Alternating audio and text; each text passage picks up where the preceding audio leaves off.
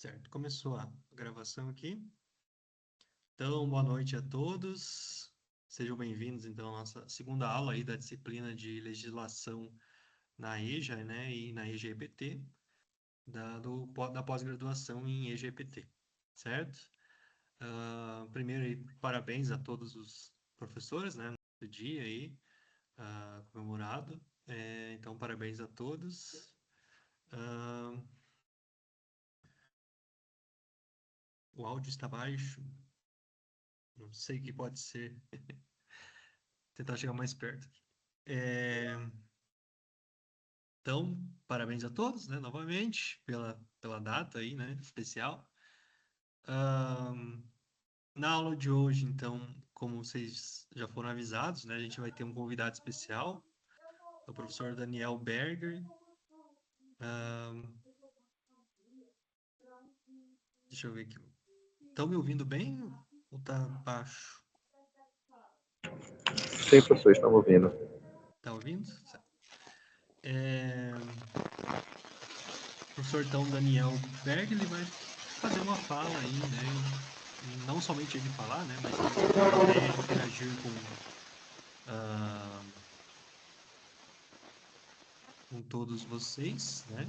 Se vocês tiverem dúvidas em relação às falas, né, vocês podem levantar a mão, né, e perguntar, tá? Então vai ser mais não uma palestra, né, digamos assim, mais uma conversa em relação, né, à legislação da EJA.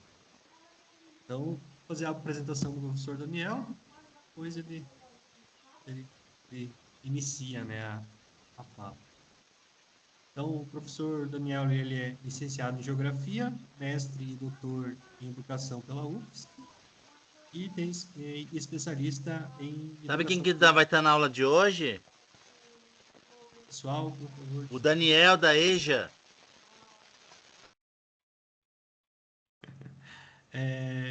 Então, retomando.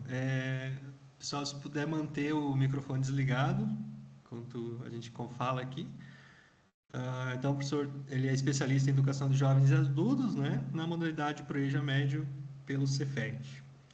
Ele atua desde 1992 como professor efetivo no município de Florianópolis e é membro do grupo de pesquisa sobre educação de jovens e adultos, o EPEJA, do PPGE da UFSC. E também é coordenador geral do Fórum Estadual de EJA, né, da Educação de Jovens e Adultos de Santa Catarina, o FEJA-SC. Então, muito boa noite, né? Seja bem-vindo aí, professor Daniel. Se você quiser complementar mais alguma coisa sobre o seu currículo, né? Fica à vontade aí, professor. Certo. Então, boa noite, Giovanni, boa noite a Kenny, que eu conheço também, Matheus, tem bastante gente aqui, todos vocês, professores, parabéns, professoras, parabéns pelo dia de hoje. E é uma felicidade estar aqui com vocês, porque é nesse momento da apresentação que caiu a ficha, que eu estou aqui para falar sobre EJA no curso que eu fui da primeira turma. Então, assim, eu fui aluno, era Cefet, agora é IFSC, né? Mas a primeira turma de educação, da primeira política que teve, né? Financiamento da política de formação de professores para a EJA, que no Cefet, que era o ProEJA Médio. E o foco na época era educação integral, currículo integrado. E era um curso na primeira temporada que foi em 6 meses. Foi muito, muito corrido, muito apertado. Nós não tínhamos aí, na época, as possibilidades tecnológicas, né, as ferramentas, nem a nossa prática, mas foi um curso que a gente falava assim, a gente usava uma expressão assim que dava uma turbinada na gente, assim, vários professores que tinham tempo de escola, de EJA, mas nunca tiveram oportunidade de fazer uma formação na época, né? Não eram oferecidas assim. Então, muito bom estar aqui com vocês e parceiros aqui do fórum que eu conheço, professores, né?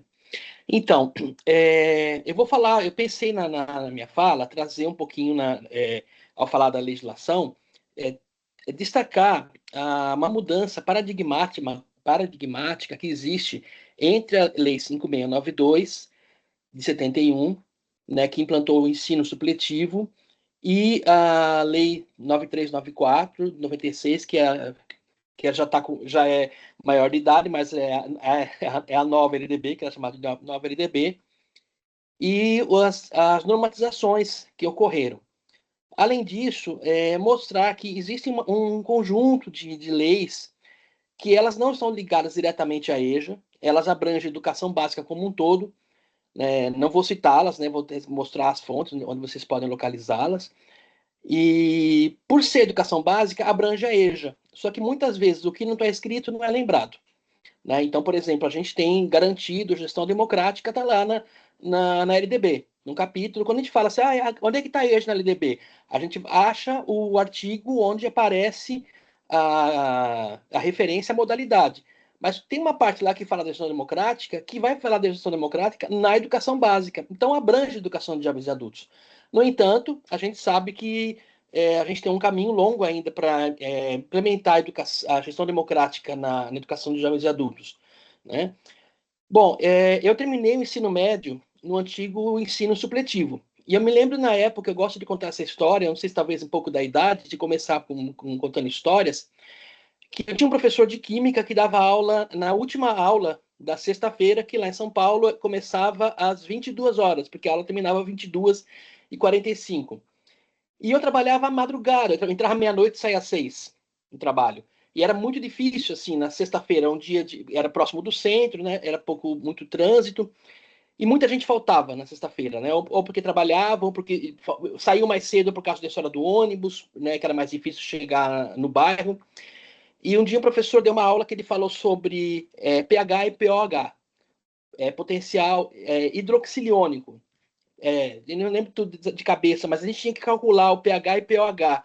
E eu me lembro que muita gente foi mal naquela prova, e ele fez uma.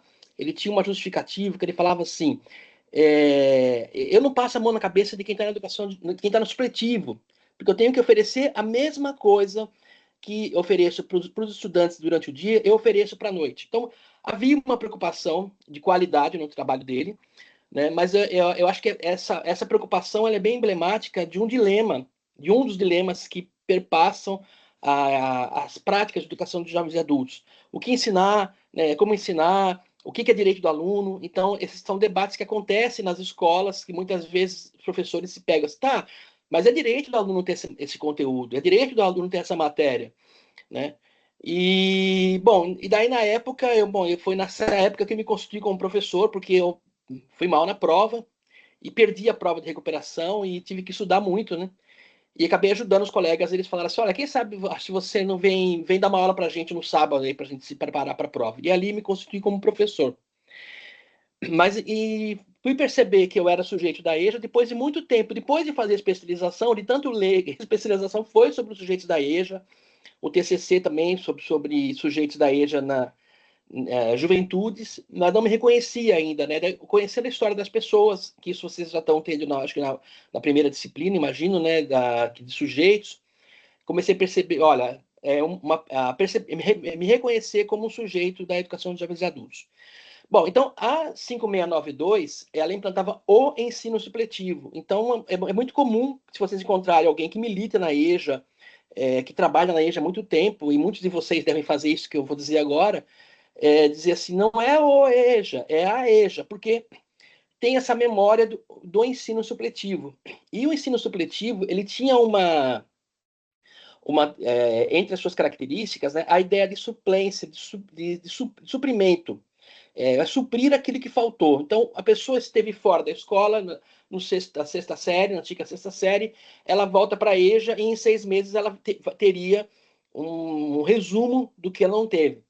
Só que as pessoas que estiveram fora da escola, elas tiveram a oportunidade hoje, vamos pegar hoje, né? Hoje, acessar a internet, assistir uma reportagem na televisão, de estar esperando ser atendido no médico e ler uma revista, e ali ver, olha, uma notícia. Então, os conhecimentos eles estão circulando, né, na sociedade. Então, as pessoas aprendem em outros lugares, né? Aprende por conta do trabalho, aprende porque precisa ensinar o filho, aprende em situações que não são planejadas, né? Então, assim, na própria vida, né? Se vai fazer um outro curso de aperfeiçoamento para o trabalho, né? Então, a 5692, ela era foco no ensino. E daí, a educação de jovens e adultos, ela vai trazer, na lei 93, 94, 96, essa ideia de a educação, que ela é mais ampla. Então, a partir de 96, passa a existir, da Lei de Diretrizes e Bases, a modalidade EJA. Então, modalidade é um modo de ser da educação básica. A gente vai ter esse modo de ser na educação indígena, na educação quilombola, na educação especial, e a educação de jovens e adultos é uma delas, né? A educação bilíngue, né, que é uma modalidade mais recente. Então, eu peguei no final, eu vou mostrar para vocês as perguntas que vocês trouxeram para a gente conversar, e, enfim, ver se, em que medida eu dei conta de contribuir para a gente responder, né? Acho que tem perguntas que vocês fazem que a gente passa a vida trabalhando na EJA ou militando na EJA e pensando por que é assim, né? Mas daí eu pensei, então, entre a demanda, as necessidades, aquilo que teve na inaugural que a Maria Hermínia mostrou, olha, tem milhões de pessoas ali que não se alfabetizaram, pessoas que não concluíram o ensino médio, não concluíram o fundamental, que a gente chama de demanda. E tem a legislação que prevê o direito dessas pessoas, né? A Constituição vai dizer assim, olha, é direito subjetivo. Então, não há necessidade de que o município oferte. Se eu fui morar numa cidade e eu não concluí educação básica, eu vou lá na prefeitura, olha, eu quero concluir educação básica na EJA. Se a prefeitura não tem, então ela tem que ter, ou ela vai ter um mecanismo de parceria com outra prefeitura, que é possível, né? Existem isso, arranjos, né? Territoriais, né? Ou ela vai pagar um ônibus para ir, enfim, o município tem que dar conta. Os dirigentes podem ser processados, né, judicialmente sobre isso. Daí tem uma pergunta que veio assim, que ela perpassa quase todas as perguntas, tá, mas a lei é muito bonita, né, mas de fato, por que não acontece? Então, já pegando um ponto dessa questão, não acontece porque, primeiro, a gente precisa, como é que eu vou dizer, perdi a palavra agora, normatizar no âmbito dos municípios, no âmbito das escolas, a gente precisa ter sanções, a gente precisa ter a prática de fazer denúncia, né? Então, assim, e reivindicar, né? Fazer essa reivindicação dessa legislação, desse direito. Bom, então, entre a demanda e essa legislação, eu vou trazer esses pontos da Constituição da EJA no Brasil, né?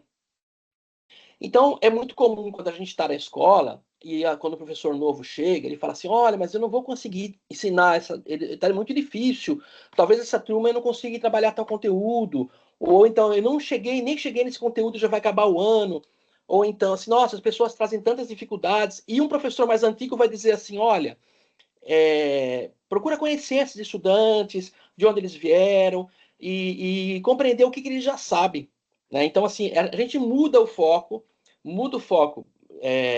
do ensino, daquilo assim, da lista de conteúdos, e passa para o foco do sujeito, olhar o sujeito, o que ele traz de conhecimento e o que currículo vai ser constituído ali. Então, esse modo de ser da educação, da modalidade, da educação básica na modalidade EJA, ela tem uma herança da educação popular, né? Sobretudo do trabalho de Paulo Freire, né? Que tinha uma perspectiva de emancipação social, emancipação política, de luta por direitos, né? Organização política das comunidades, reconhecimento que as pessoas sabem. Então ele fala assim, olha, eu posso não escrever tijolo, né? Ele pode não saber escrever a palavra tijolo, mas ele sabe as relações sociais que perpassam pelas dificuldades das pessoas em ter sua própria casa, né? Eles sabem as tecnologias de construção de casas que adequada às diferentes localidades do país, né? Que tipo de material que eu posso usar. Né? Então, vamos pegar um exemplo ali, um pedreiro. Existem vários construtores, né? Que a gente chama de pedreiros ou construtores, né? Operários da construção civil, que têm conhecimento, muitos deles não passaram pela educação básica, não necessariamente tenham passado pela educação básica, mas tenham conhecimento da experiência. Então, sabe, assim, olha, vai construir a casa, vai olhar onde é que nasce o sol, vai ter uma varanda, vamos botar a varanda para o lado do vento sul, Então, assim, de vez em quando eu vejo aqui em Florianópolis, a gente vê isso, assim, umas casas muito lindas, mas é por conta, para ficar para a rua, para ficar virada para a rua, a varanda fica para o vento sul, daí no inverno não tem o lugar, né? Ou então, assim, vai ficar para lestada, o dia que tiver muita chuva vai molhar a varanda toda, né? Onde que vai ser o quintal, onde que vai secar a roupa. Então, esses trabalhadores, eles vão produzindo conhecimentos, e então a EJA tem esse desafio. E esse modo de trabalhar, essa valorização da experiência, ou pensar a educação como uma prática libertadora, né? Então, se as pessoas estão tendo um problema naquela comunidade por conta do fornecimento de água, então não tem como eu chegar numa aula e falar assim, olha, pessoal, tinha um amigo, o Donizete, que ele já faleceu, e ele falava assim, ó, não existe um escaninho na porta da escola que a gente fala assim, gente, ao passar ali na porta, deixe a vida de vocês no escaninho e venham estudar. Não existe, a pessoa traz a vida. Ela está aqui, ela fala assim, ai meu Deus, será que chega água hoje? Eu tinha uma professora que ela acordava muito cedo, sempre. Ela mora num morro aqui, no Morro do Quilombo, em Florianópolis, e às vezes quando ela chegava com cara de sono, você dormiu? Ela disse, olha, eu acordei de madrugada para lavar roupa, porque a água começa a subir às 3 da manhã, e quando é às 6 já acabou. Às 6 ela está saindo de casa já, né? E como é que você vai falar assim, olha, esqueçam tudo, agora vamos estudar a tabela periódica, vamos estudar verbos, né? Então, talvez, né, naquele contexto de uma EJA que situada numa localidade como essa dessa minha amiga, Queca, talvez fosse o caso de trazer como um problema para a escola essa questão da água, né? Então, assim, isso pode estar no projeto político-pedagógico da escola. A escola ela pode assumir esse compromisso de estar junto com a comunidade, né, trazer comunidade, fazer assembleias, chamar pessoas que trabalham na empresa responsável pelo fornecimento da água, associação de moradores. Esse modo, esse jeito de agir é da educação popular e que a EJA herda da educação popular. Então a gente tem a herança da educação popular e a alma penada do supletivo. Por que eu digo que é a alma penada? Porque a LDB, que cria a modalidade, foi publicada em 1996 e até hoje a principal forma de organização das escolas de EJA é pautada no ensino para crianças e adolescentes. Com licença. Então, assim, o que seria esse pautado? Por exemplo, a organização disciplinar das disciplinas. Aulas de matemática, aula de geografia, aula de história. Então, é o tempo em muitas EJAs é comum existir a mesma quantidade de carga horária, tantos aulas, tantos minutos, tantas aulas, algumas matérias têm mais disciplinas, outras têm menos. Então, isso é uma herança do ensino supletivo, né? Essa forma de organização. Os currículos que têm conteúdos. Porque eu posso ter um currículo que tenha problematizações. A formação na educação de jovens e adultos ela deve contribuir para que as pessoas assumam uma postura de respeito em relação ao meio ambiente, uma atitude responsável, que perpasse as suas escolhas no consumo, os seus hábitos. Então, tá vendo? Então, eu tenho uma ementa, posso imaginar uma ementa dentro de um objetivo que não é uma disciplina. Agora, se eu tenho no PPP daquela escola essa forma de ver a educação, essa forma de ver o ensino, eu não vou abrir mão da geografia, não vou abrir mão da história, porque os saberes, os conhecimentos produzidos, o conhecimento geográfico, ele é importante para estudar o meio ambiente, é importante para estudar a dificuldade da água chegar no bairro. Então, daí é um problema que a gente tem e que reside, em grande medida, pela desprofissionalização da EJA. Então, hoje, quem tá com uma dor no coração e fala assim, olha, eu acho que eu tô com problema no coração, e, enfim, tá se sentindo mal, ou tá com problema de pele, você vai no especialista. Vai no dermatologista, ou vai no cardiologista. Quando se você criar uma escola, construir uma escola, vou montar uma escola nova, se contrata professores de educação infantil. Na EJA, quem que vem trabalhar na EJA? Professores de matemática, professores de geografia, professores de história, e não professores com formação específica na educação de jovens e adultos. A gente sabe que isso dependendo da cidade, a gente vai ter poucos dermatologistas, poucos cardiologistas, e vai ter o clínico geral que vai atender muito bem. Assim como os professores de matemática também fazem trabalhos muito bons de geografia, de história. Mas a gente precisa dar esse salto, né? Dar esse salto para pensar em como formar pessoas que deem conta de um tipo, de uma modalidade cujo currículo tenha como particularidade os sujeitos. Bom, então foi aprovada então a LDB, a de 93, 96, e ela fala assim, olha, que ela é modalidade e que deve levar em consideração as características da comunidade, os saberes das pessoas, os interesses. E daí os professores começam a se perguntar, tá, mas afinal, o que que se ensina? E eu aprendi matemática, aprendi geografia no meu primeiro ano na EJA. Ou já trabalhava no supletivo há muitos anos, ensinava matemática. Daí nós vamos ter as diretrizes curriculares, que vão dizer assim, olha, o currículo da EJA, ele é o currículo da educação básica, mas a especificidade está nos sujeitos ao qual ele se destina. Então, eu tenho que levar em consideração, se eu tiver numa EJA que fica no Morro do Quilombo, que eu não sei se ainda tem esse problema, mas na época tinha, que falta água. Como é que as pessoas vivem? Como é que fica a questão de saúde, de higienização, né, preparo dos alimentos? Ou eu posso estar numa escola que fica na floresta amazônica, em que as pessoas trabalhem no extrativismo. Ou eu posso ter uma comunidade pesqueira em Santa Catarina. Ou eu posso ter uma comunidade quilombola, né? Daí a gente vai ter, então, a lei de diretrizes de base, as diretrizes curriculares nacionais para a EJA e as diretrizes que são específicas de outras modalidades com as quais a EJA faz interface. Então, a gente vai ter EJA, tem as diretrizes curriculares da EJA, mas também temos diretrizes curriculares para educação quilombola, diretrizes curriculares educação do campo, diretrizes para a educação situações de privação de liberdade. Essas diretrizes, então, elas têm que haver uma intersecção. Bom,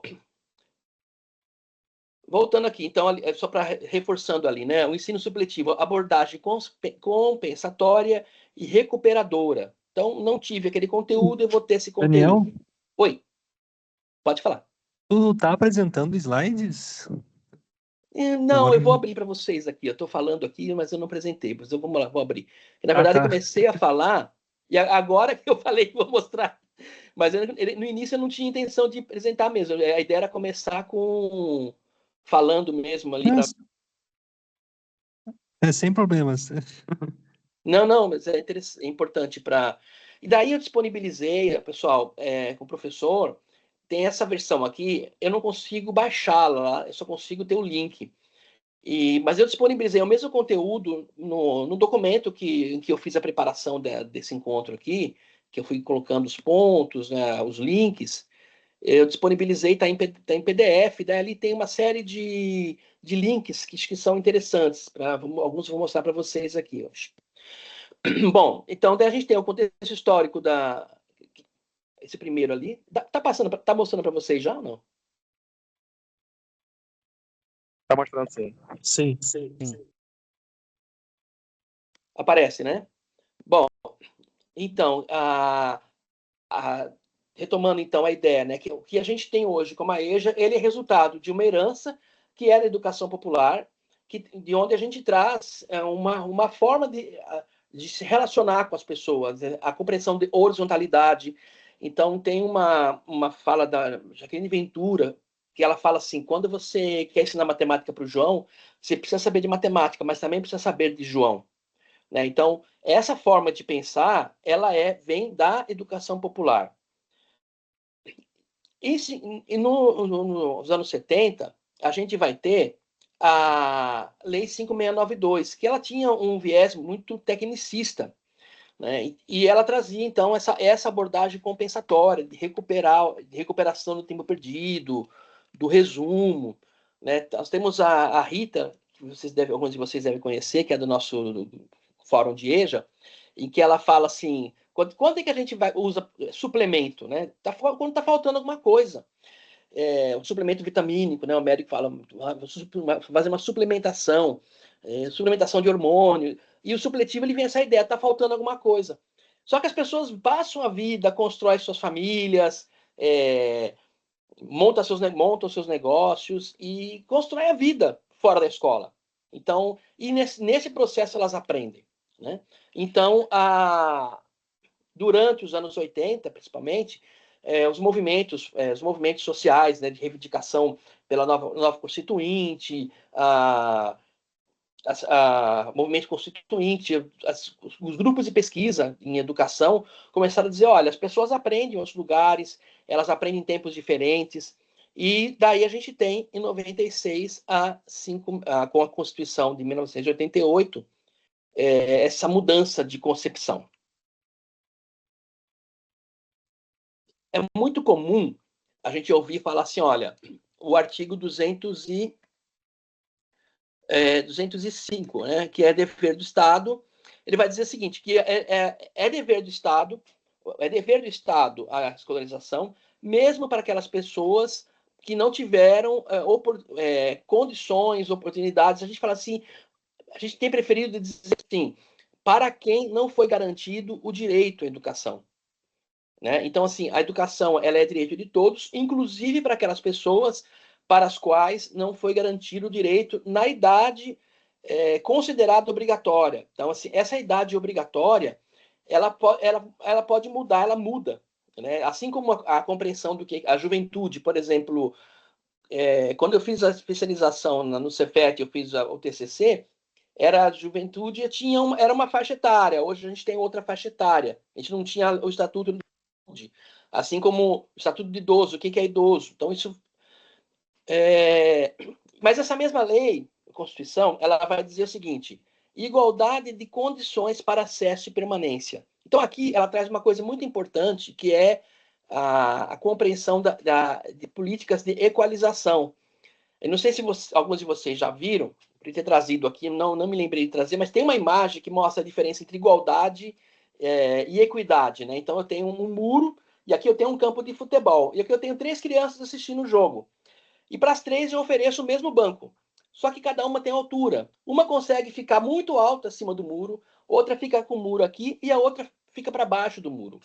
Então, a igualdade não é suficiente.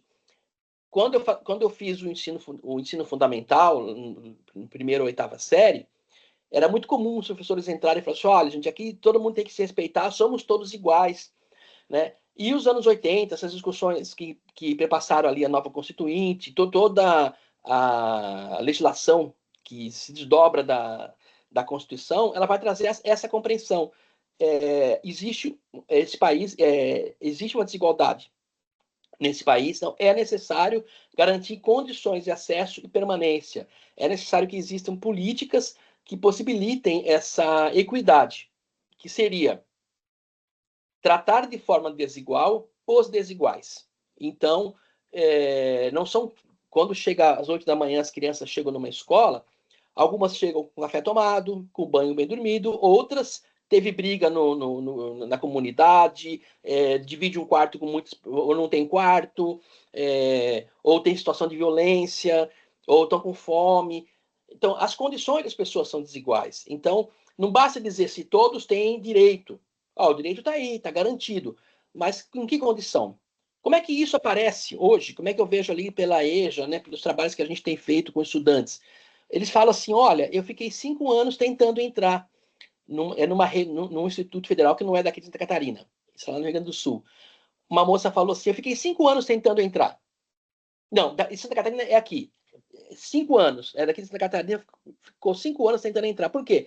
No primeiro eu vi, mas eu não tinha internet, eu não sabia como é que ia fazer. No segundo eu já conseguia, já tinha internet, já tinha lan house, mas tinha que achar os documentos, eu não tinha a mínima ideia de encontrar os documentos.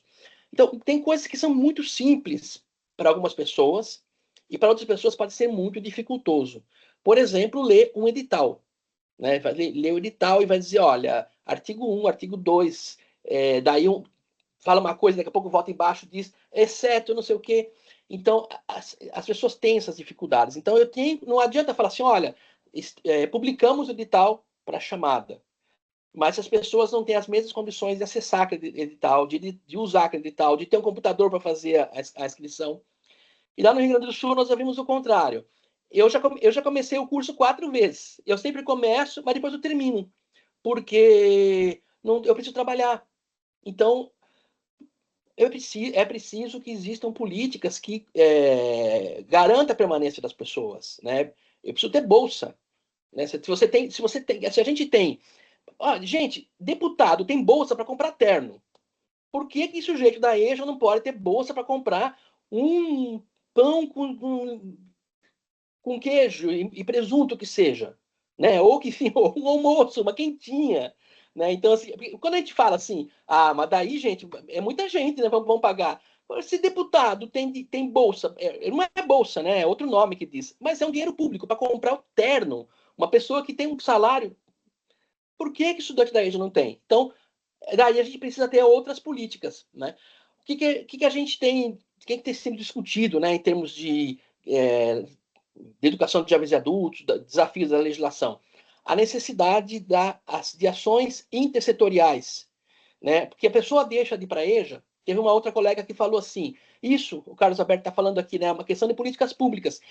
Só que daí o que vai acontecer? Em cada comunidade eu vou ter uma realidade. Então, numa comunidade, eu lembro de um dos municípios que uma estudante falou assim: olha, ela veio do estado para cá e ela falou: lá eu parei de estudar porque fui assaltada, eu não me sentia segura. Né?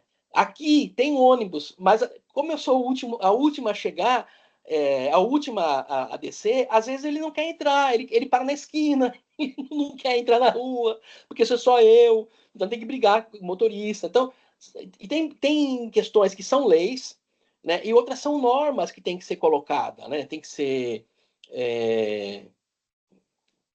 Que tem que ter. Então, por exemplo, a gente poderia ter política que para o serviço público de transporte, né, para a empresa que ela tenha flexibilidade para poder de horário, enfim, que tenha espaço de participação para a comunidade poder dizer. Então é comum a aula da gente não conseguir terminar no horário, tem que terminar antes é, porque não tem ônibus na saída, né? E daí isso não é uma coisa que está fora da EJA. Né? Isso é conteúdo de EJA. Né? Então, assim,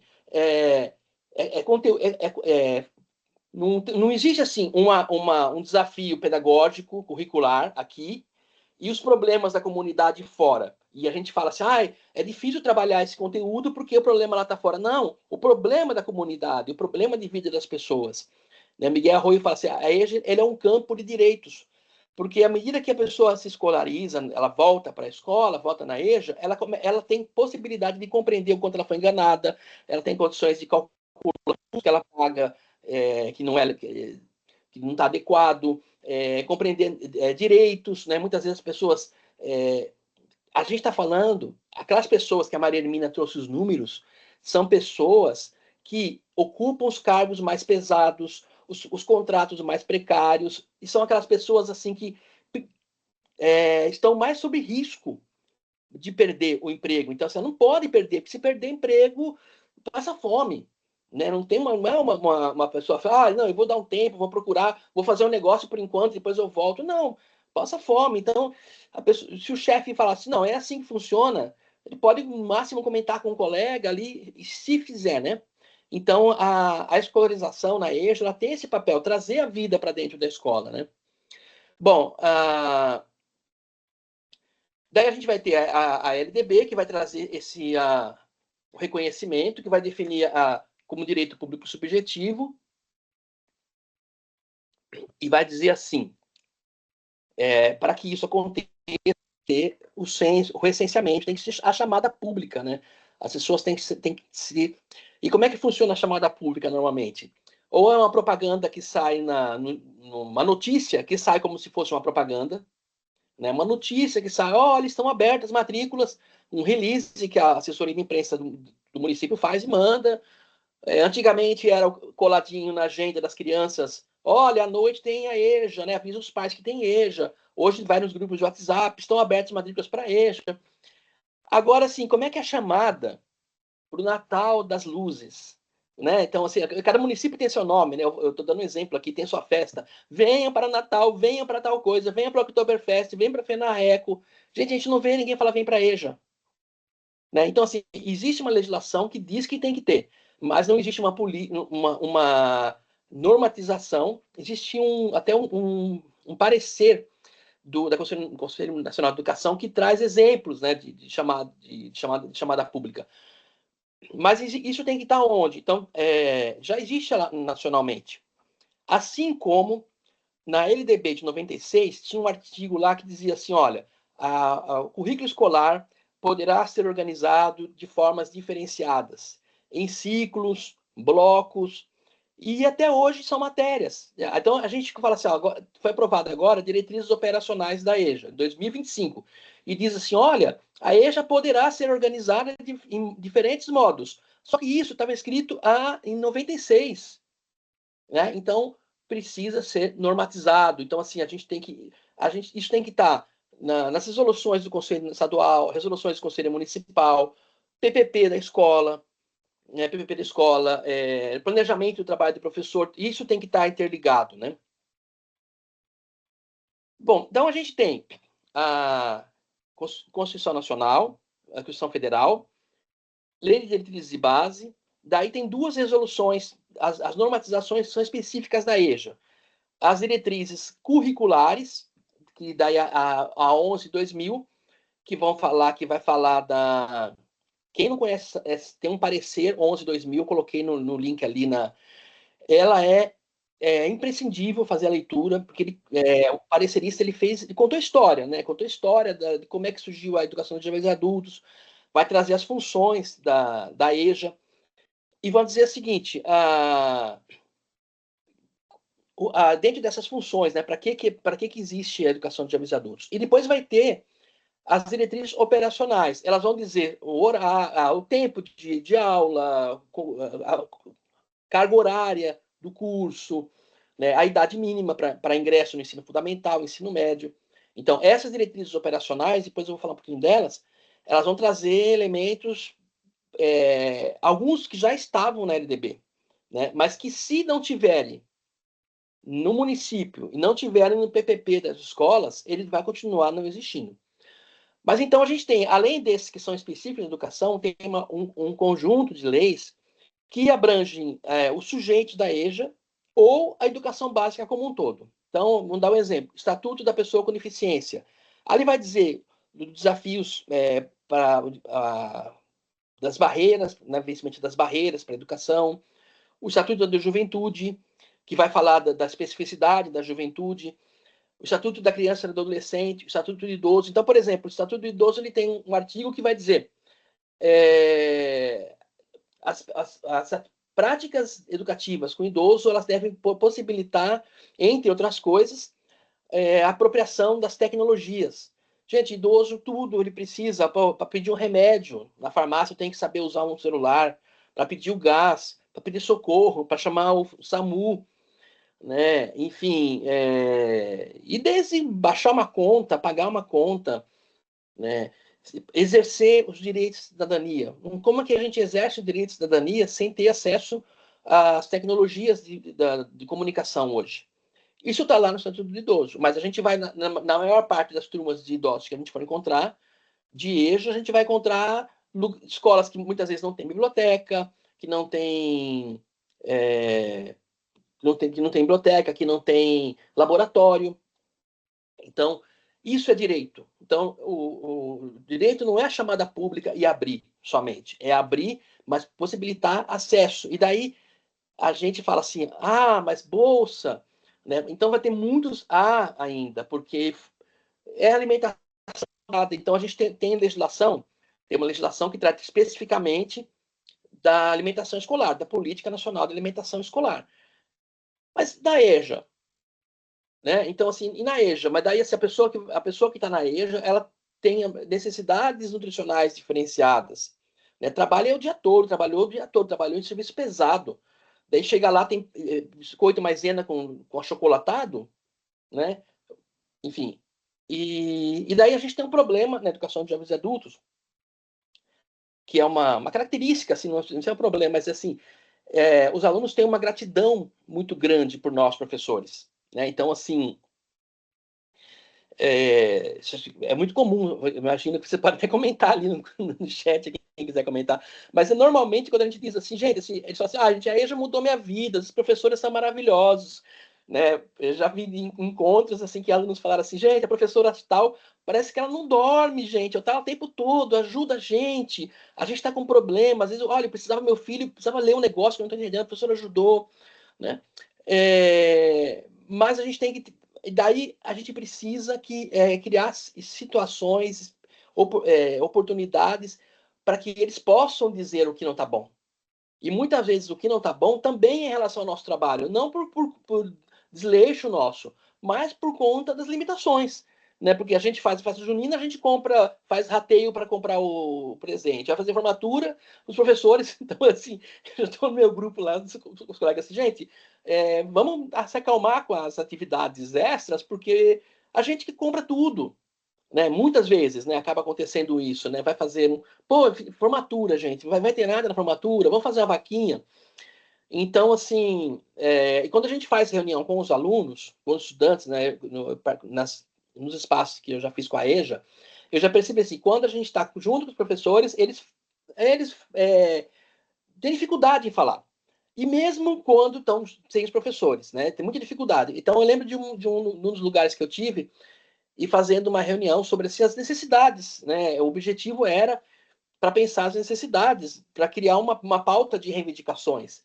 E como é que está a alimentação escolar, gente? Né? Tá bom, gente. Nossa, dou graças a Deus. Chegar aqui, é tão bom, gente, chegar aqui. O professor prepara com tanto carinho. Daí vai cutucando. Daí alguém fala assim, tá, gente, mas eu vou dizer uma coisa. Eu fico com fome. Né? Então, a gente tem que ter essa gestão democrática, a gente tem que ter na EJA. Então, hoje a gente tem, por exemplo, a possibilidade de participação de representantes estudantes da EJA no Conselho de Alimentação Escolar. Mas as reuniões do Conselho normalmente acontecem de dia, que é a hora que a maior parte das pessoas trabalham. Né? Então, os estudantes da EJA estão trabalhando. O tempo que eles ficam na escola também é muito curto. O tempo que eles ficam na rede, né? 2 anos e vão embora. Então, quando eles começam a ficar mais ligados nos direitos, que podem estar se organizar, tal, já está na hora de sair, né? Bom, então assim, é importante. Eu vou mostrar para vocês aqui. Vou passar aqui, não sei se embora muda aqui. Tem uma. Vou botar aqui. Marco referencial é um trabalho que está sendo desenvolvido pelo MEC, que é a construção de um marco referencial de equidade. O que significa isso? Buscar juntar todas as leis que estão relacionadas à educação e buscar intersecções entre elas e pensar em políticas de equidade. Então, dentro desse site aqui, ele está no documento que eu deixei para vocês, né? Ele vai falar aqui que é o marco de equidade, depois ele vai ter aqui, ó, livretos preparatórios. Dentro desses livretos, aqui a gente vai encontrar isso, ó, as diversas modalidades. Para cada modalidade dessa que a gente entrar, vai ter um livreto e vai ter a legislação. Vocês vão ver que assim que a quantidade de leis que estão relacionadas à educação de jovens e adultos e que a gente nem que sequer se lembra como né? Então, por exemplo, existe uma lei que trata sobre política relacionada à violência doméstica. Essa lei tem um artigo que vai dizer o seguinte, a necessidade de colocar essa temática, eu acho que aqui está, vou abrir aqui para vocês poderem ver. Então, tem uma lei que vai falar sobre a violência doméstica. Então, as escolas colocar em seus currículos, aqui, ó, lei do PROEJA, o decreto do pacto. Então, é um caderno de legislação. Então, eu não sei se vocês vão, se é o caso de vocês, vocês vão ter TCC. Me perdi aqui, cadê vocês aqui? Se vão ter TCC e vão precisar de, enfim, buscar a legislação conforme o tema de vocês, ou o artigo, então deem uma olhada, né, que vão ter essas novas leis. Deixa eu perguntar aqui, está aparecendo ali a apresentação da o slide?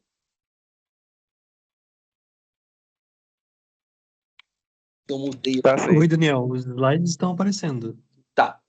Não sei Então, se tu daí, mostrou alguma aparecendo outra tudo página. normal. Tá tudo Opa. normal.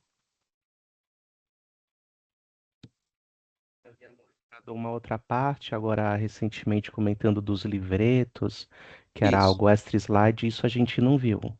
Tá, então eu vou voltar para o slide agora. Eu compartilhei aqui para conseguir voltar aqui.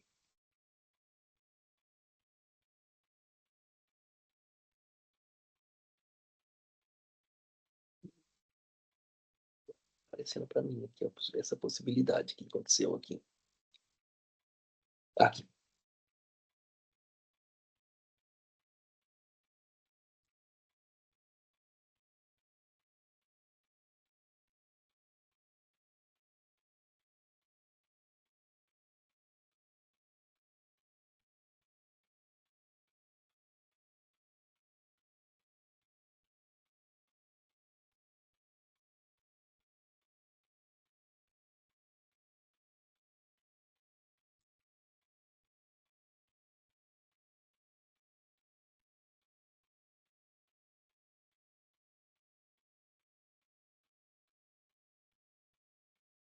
Daniel?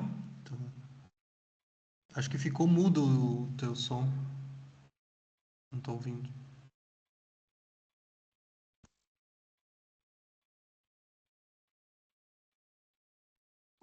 Acho que tá travando lá pra ele. Eu tô vendo o slide normalizações e territórios de disputas. É isso mesmo que é só que é para aparecer ou o que é?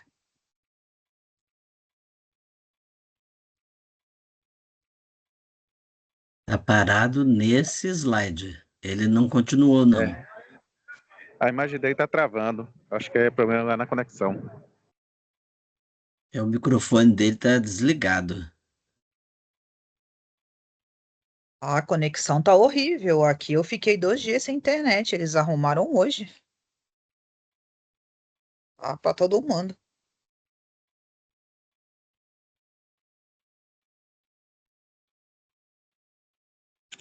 Os gestos dele na imagem estão pausados. Acho que é a internet mesmo.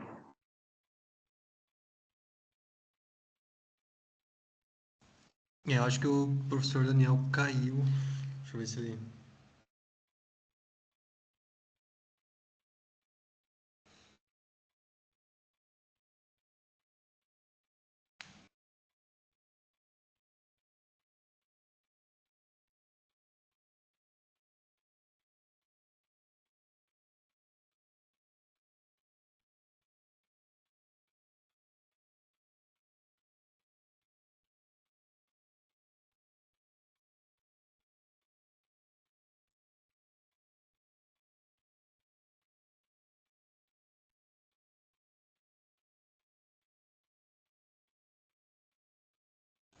Bom, enquanto o professor Daniel retorna, né?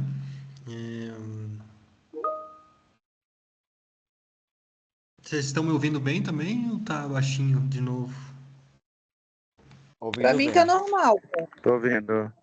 Certo. Também tô ouvindo. Para Ah, mim tá normal. essa apresentação, Oi, Giovanni. estão me ouvindo agora? Oi, voltou? Agora sim. Sim. Tá, vamos ver. Deixa eu abrir aqui novamente. Isso.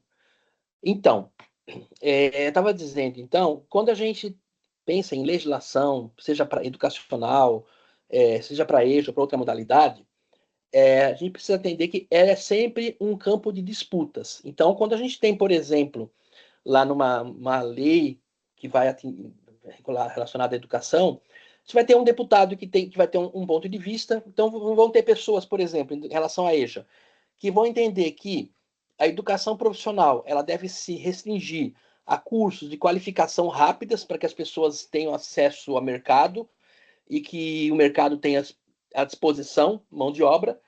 E a gente vai ter concepções, reivindicações para que a educação profissional ela possibilite uma perspectiva crítica, que ela possa contribuir para a ampliação dos repertórios, que ela possa construir para autonomia.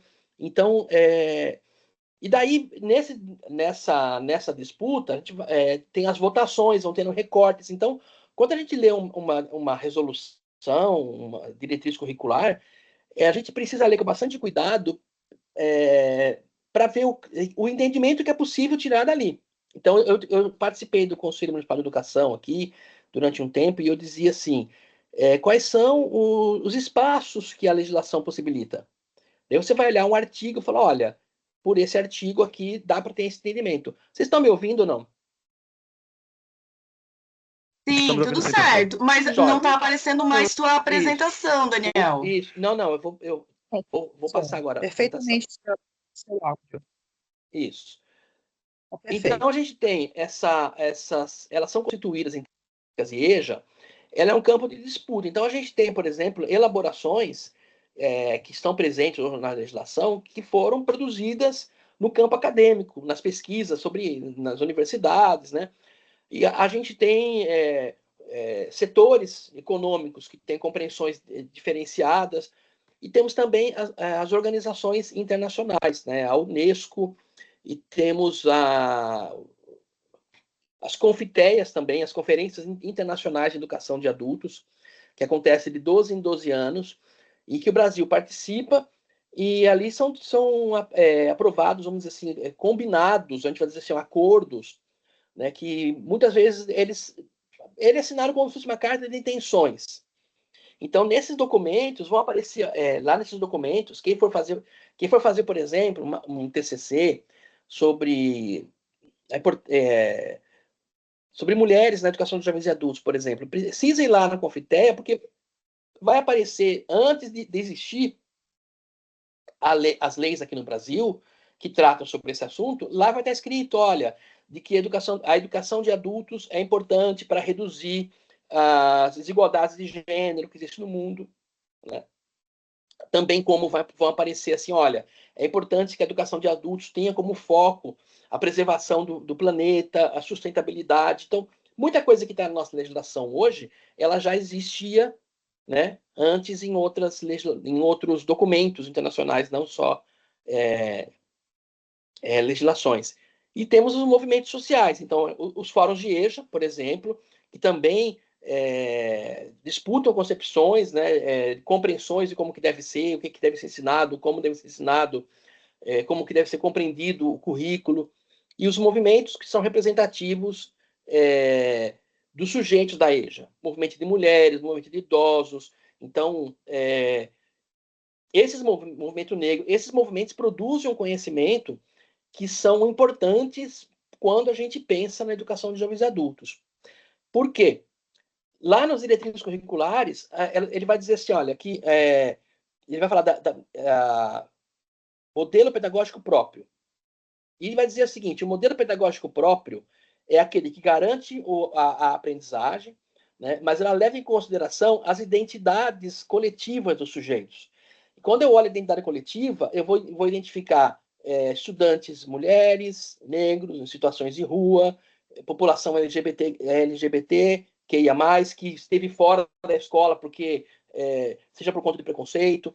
Então, esses conhecimentos que estão sendo, como que a gente compreende, como é que a gente aborda, tem um currículo sendo produzido ali que tem a ver com a educação de jovens e adultos, né? Então, essas diretrizes curriculares, daí volta, então, trazendo, né? A gente tem Constituição Federal, LDB, outras leis, além da LDB, que também vão falar dos sujeitos, né, e precisam ser consideradas. E daí, voltando para a especificidade da educação, em relação, como desdobramento da LDB, lá na LDB tem uma parte, lá no finalzinho, nos últimos artigos, que vai dizer assim, olha, fica definido, na época era Conselho Federal de Educação, né, agora é Conselho Nacional, o Conselho Nacional como órgão normatizador. É ele que vai dizer, quando a gente fala assim, olha, o que pode ser feito? Eu quero abrir uma escola que funcione desse modo. Se não tem legislação no município, no estado, é o Conselho Nacional, né, que faz, ele é o órgão que é responsável por interpretar a LDB. E aí ele vai dizer um parecer, vai dizer, olha, como é que funciona. Por exemplo, quando começaram os calendários de 200 dias. Eu não sei se vocês são jovens, se são da minha época. Eu peguei a época aqui, 97, o primeiro ano da resolução dos 200 dias. Né? Daí tinha discussões do Conselho Nacional, como é que deveria ser, dos calendários. Né? Bom, daí, essa diretriz curriculares 11/2000, que há pouco tempo, há minutinhos atrás, eu falei para vocês que era, quem não leu ainda é bom ler. E ela vai dizer o seguinte: é necessário, então, pensar a EJA como uma modalidade de educação básica que tem como currículo o currículo de educação básica, mas que tem como especificidade os sujeitos. E isso na perspectiva de desenvolver um modelo pedagógico próprio. Esse modelo pedagógico próprio vai se dar como? Ele vai trazer reconhecimento das identidades pessoais e diversidades coletivas. Né? O Miguel Arroyo ele vai falar isso, assim, não é por acaso que são pobres, que não é por acaso que são negros, não é por acaso que estão nas periferias, não é coincidência. Né? As pessoas, sujeitos da EJA, eles fazem parte de diversidades que são coletivas. Então ele vai dizer também assim, o processo pedagógico tem que dialogar com a vida das pessoas em diferentes tempos para aprender. Então, o modo como a gente organiza a aula, o modo como a gente avalia. Então, aquela ideia, por exemplo, assim, olha, todo mundo começa tal série aqui e termina aqui. Ao chegar aqui, todo mundo tem que aprender a mesma coisa. Quem não aprender a mesma coisa, volta para o começo e tenta de novo. Essa era uma ideia da avaliação classificatória, né? E hoje se trabalha assim, olha, criar condições para a aprendizagem. Então, ela não respondeu aqueles conteúdos como o professor, como está na apostila, como está no texto, como está no site, como está nos livros, mas ela criou condições para continuar aprendendo. Né? Então, quanta coisa, eu falei hoje, olha, pH e POH, se falar uma prova hoje sobre pH e POH, quem é que passa nessa prova? Então, por que eu preciso fazer uma pessoa voltar, fazer o curso de novo, né? Para aprender um conteúdo, outro conteúdo. Então, a gente tem o desafio de pensar que, ao mesmo tempo, essa lei ela tem os princípios. Um dos princípios, ela vai dizer assim, é da proporcionalidade da diferença. Eu não posso dizer assim, olha, para essa turma de EJA não precisa ensinar tudo, porque eles têm a vida mais sofrida, eles têm uma defasagem muito grande. Não. Eles têm direito a gozar o direito, isso aparece nesse parecer. Ele tem direito a gozar daquilo que ele perdeu, mas num modo que seja contextualizado com a realidade que ele está. Então, eu falo assim, eu vou dar um exemplo, quem já me ouviu falar vai repetir. A merendeira, a cozinheira da escola, ela pode não saber a fórmula da água sanitária. Ela pode não saber. Mas ela sabe o quanto de água sanitária, do cloreto de sódio, quanto que ela vai usar para higienizar o alface e quanto ela vai usar para aquarar o pano de louça. E o quanto ela vai usar para lavar a cozinha. Né? Então, esses conhecimentos essas pessoas têm. Então, tem que dialogar com esses conhecimentos. Tem um ponto que ele fala, assim, que o Jamil Coury, ele fala assim, olha, eu gosto dessa parte, não perceber o perfil distinto desses estudantes e tratar pedagogicamente os mesmos conteúdos como se tais alunos fossem crianças ou adolescentes, seria contrariar mais de um imperativo legal, seria contrariar um imperativo ético. Bom, então, essa resolução ela vai trazer, então, valorização das vivências, vai trazer muita a ideia de contextualização, são os mesmos conhecimentos, mas contextualizado à realidade, a questão das diversidades culturais, a adequação dos tempos e espaços, que isso agora, nas diretrizes operacionais, elas voltam, né, como uma norma, que já vou falar daqui a pouco, e a aprendizagem conectada à realidade.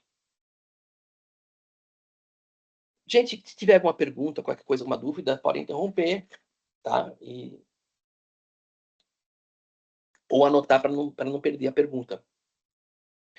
Bom, daí, essas diretrizes curriculares, elas vão trazer compreensões vinculadas às dimensões do conhecimento, das funções da EJA, dos princípios curriculares, né? Agora, como que funciona? Como que tem que funcionar uma escola? Como tem que funcionar uma rede com oferta EJA? Daí é o outro documento, que são as diretrizes operacionais. Elas trazem normas operacionais para o funcionamento da EJA. Tem uma coisa que é bastante presente, né, uma das marcas dessa diretriz operacional é em relação à flexibilidade. Essa flexibilidade não está relacionada à flexibilidade de conteúdo, flexibilidade de princípios, mas a flexibilidade dos modos de oferta. Então, eu não preciso ter aula de segunda a sexta, como eu tinha, a minha aula começava às 18h30, terminava às 22h45, de segunda a sexta. Eu não preciso. Isso não significa que as pessoas vão aprender mesmo. Então, eu tenho que criar mecanismos para me adequar à realidade das pessoas. Não só as pessoas têm que se adequar à realidade da escola. Né? Então, assim, eu sempre pergunto assim, para os colegas, assim, quantas pessoas com obesidade mórbida tem no seu núcleo de EJA, na sua escola de EJA? As pessoas não conseguem chegar na escola. Talvez elas pudessem ir se fosse 2 vezes por semana, talvez elas pudessem ir se tivesse um outro ferramentas que possibilitassem de comunicação à distância, não educação à distância. Né? E por falar em educação à distância, um ponto importante, né?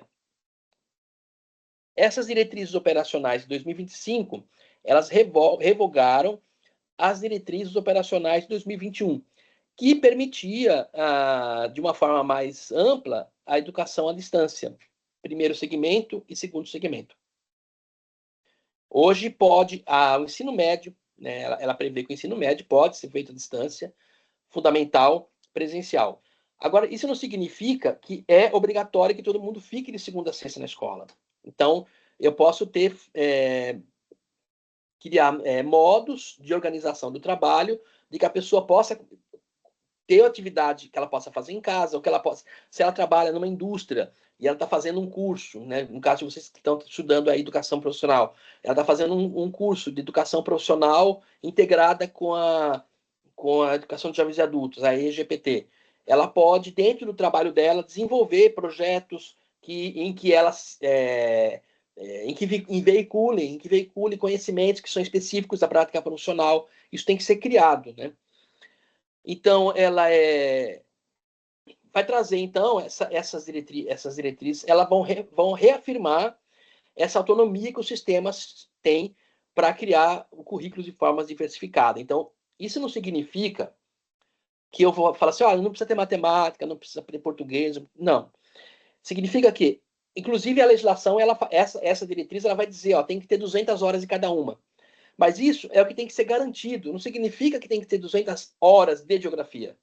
Eu posso ter organização curricular em que eu tenha, assim, tópicos de política e cidadania, tópicos de saúde e meio ambiente. Enfim, vamos ter uma organização curricular que vai estar relacionada com aquela realidade, com aquele projeto pedagógico que a escola quer desenvolver. Para desenvolver essa unidade, eu posso criar outras unidades de planejamento. Para desenvolver essas unidades curriculares, eu vou ter a ação do professor de geografia, eu vou ter a ação do professor de história, né? Então, o conhecimento não se abre mão daquele conhecimento, não se abre mão do conhecimento especializado. O que se abre mão é da organização que herdamos do ensino supletivo.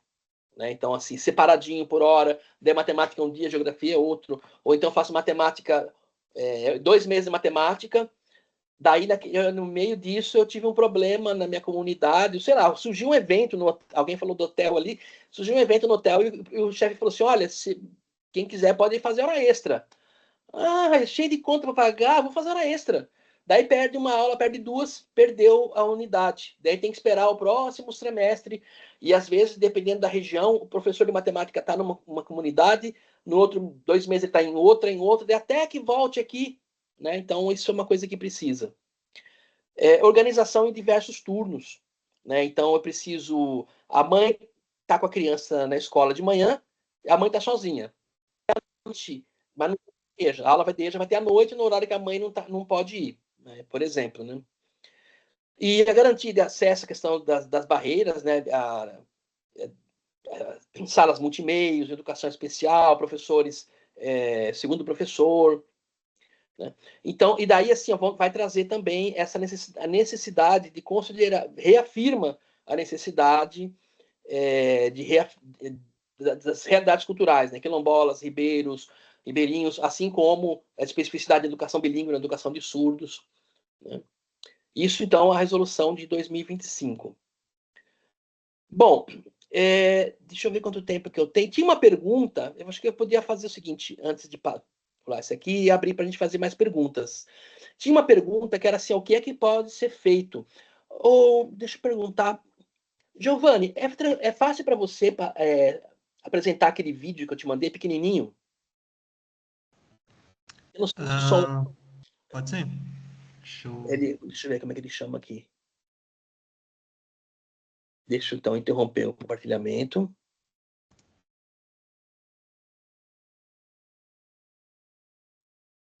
É que semana passada eu tentei passar um vídeo e não funcionou. Vamos ver de novo. Aqui. Bom, eu posso tentar passar e vamos ver se funciona. Aqui. Vê se tu consegue passar aí. Tá.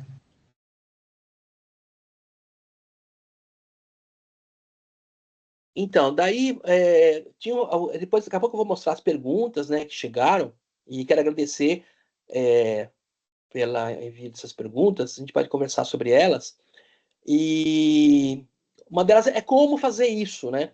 Então, assim, como é que a gente muda? Como é que a gente chega atrás das pessoas?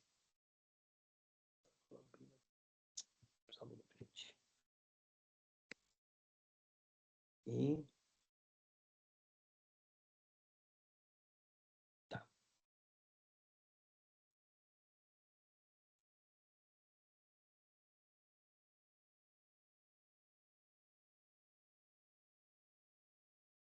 Esse vídeo que eu vou passar para vocês, ele é resultado de um trabalho que eu participei, né, que eu não fiz sozinho, e, enfim, tem uma ação muito importante de uma médica aqui de Florianópolis, que trabalhava no posto de saúde em frente à minha escola. E eu trabalhava com uma turma que funcionava dentro da Associação de Deficientes Físicos. E na época que eu comecei a trabalhar lá com eles tinham aula 2 vezes por semana, né? Porque eles não tinham dificuldade para chegar, porque eram cadeirantes, então tinha que reduzir o tempo. E eu percebi que eles tinham interesse em ampliar, em vir mais tempo, né? Daí comecei a estudar a legislação e falei, olha, a gente tem que pensar em reconhecer esse sujeito no território. Isso possibilitou um contato com o posto de saúde, com o assistente social que veio nos ajudar. Então, se eu tinha alunos que precisavam, olha, esse aluno precisa para dentista, esse aluno precisa reabilitação. E nesse movimento, olha só, o Gustavo Thanos, aqui já conhecido já. E desse movimento aconteceu o seguinte: chegou um estudante que para mim falou assim, olha, eu quero fazer matrícula. A minha médica me mandou fazer matrícula, porque eu sou alcoólatra e preciso voltar a estudar, preciso me tratar. E a partir daí eu comecei, teve um evento na comunidade, fui participar com ela, e ele sempre falava, olha, minha médica quer se conhecer, e meu professor quer te conhecer. E daí aconteceu essa aproximação, e na época surgiu uma possibilidade de uma inscrição de uma premiação de práticas de educação e comunidade escola, e saúde e comunidade, e ganhamos um prêmio de reconhecimento da Fundação Pan-Americana de Saúde, Organização Pan-Americana e Organização Brasileira de Saúde. E hoje, daí a gente começou a se aproximar, ela começou a mandar, ela mandava para mim, ela mandava no WhatsApp, Daniel, vai chegar uma aluna nova, ela sofre depressão, estava tantos anos sem estudar, e daí eu ligava para ela, olha, a doutora falou para você vir aqui, né, e aí começamos a trocar informações, passava como é que estava tendo resultado para os alunos. E hoje a gente tem um protocolo em Florianópolis, assinado entre Saúde e Educação. Quando uma pessoa senta num posto de saúde, na frente do médico, o médico teve febre, está tomando medicamento, está dormindo bem, daí aparece lá, concluir ensino fundamental. Não. Quando ele clica não, abre um banner e diz todas as dicas para ele. Pergunte se tem interesse em voltar a estudar, explique que a EJA funciona de manhã, de tarde e noite, Fale que tem material e tem transporte e tem alimentação escolar. Diga da importância de voltar a estudar para a saúde, saúde mental, para. E daí ele feito isso, ele pergunta: a senhora quer voltar a estudar? Quando ele clica assim, é emitido um encaminhamento. É o mesmo documento que vai para um psiquiatra, para um dermatologista, o mesmo medicamento que é encaminhado para um especialista, ele é encaminhado para a EJA. E isso alimenta um banco de dados que a educação de jovens e adultos, a gerência de educação de jovens e adultos, coordenadores dos núcleos, entram e dependendo da localidade. Então, quem está na comunidade da Armação vai entrar e vai olhar o posto de saúde da Armação. Vai aparecer o nome da pessoa, e nome e telefone. Ele liga para a pessoa e diz assim: você teve em consulta com o doutor Giovanni, ele falou que você quer voltar a estudar, você não quer marcar um horário e conhecer a escola? E ela fala, daí a pessoa vai, daí ela não vai no primeiro dia, óbvio, quem trabalha com ele sabe o que eu estou dizendo. Tem uma que voltou a estudar depois de um ano, e ela veio também por um caminho parecido com esse, mas sempre passava lá. Então chegou um momento que eu estava com um problema, que é muito comum na EJA, estava reduzindo o número de turmas, de alunos. Os alunos, um certificou, outro mudou, casou, e minha turma ia fechar. Nisso tinha uma estagiária de teatro que estava chegando, e eu já tinha assinado o compromisso de receber estagiária de teatro. Eu falei, olha, Bia, eu estou com um problema, eu estou pensando em ir lá no posto de saúde de Itacorubi, porque depois nós mudamos de localidade, a América também mudou, e lá no posto da doutora Maiara, e fazer uma busca ativa lá. Daí eu pensei em fazer umas aulas abertas, pegar algumas temáticas importantes para os estudantes, que sejam significativas, e chamar as pessoas da comunidade, venham participar da aula aberta. Então, nós fizemos uma sequência, era uma aula aberta por semana, durante um mês, e nessas aulas, antes de começar a aula, passava na recepção e falava, olha, pessoal, eu sou o professor Daniel, a gente está aqui, vai ter uma aula aberta de EJA aqui no auditório, e quer te convidar. A pessoa ia para o auditório e depois o médico ia chamá-lo lá no auditório para consulta. Bom, chegou um ponto que daí chegou o limite, eu disse, não dá mais para segurar, tem que mudar a tua turma. E eu, conversando com a Maiara, a gente pensou assim, bom, e se a gente montasse a turma dentro do posto de saúde? E foi o que aconteceu. A gente tem hoje uma turma dentro do posto de saúde e continua isso todos os dias, antes de começar a aula. Hoje eu não estou nessa, eu estou num outro desafio agora, que são os jovens de 15 a 17. E eles passam e convidam as pessoas. Já aconteceu comigo, estar em sala de aula, um médico passar e dizer assim, Daniel, estou com um paciente que ele está com problema de depressão desde a pandemia. E acho que seria bom ele voltar. Você pode acolher ele agora? Pode, traz ele aí. Daí, gente, vamos mudar a dinâmica aqui da aula. Muda a dinâmica da aula e para envolver. E eles também acabam desenvolvendo esse jeito de acolher. E isso a turma está crescendo lá dentro. E agora a tendência é que a gente tenha mais postos, né? Bom, com isso, em função disso, a gente já teve dois residentes de medicina, que o TCC foi sobre a importância de voltar a estudar, o impacto na saúde. Né? Daí fui convidado para fazer a orientação desses dois residentes, que são médicos hoje, que também fazem indicações.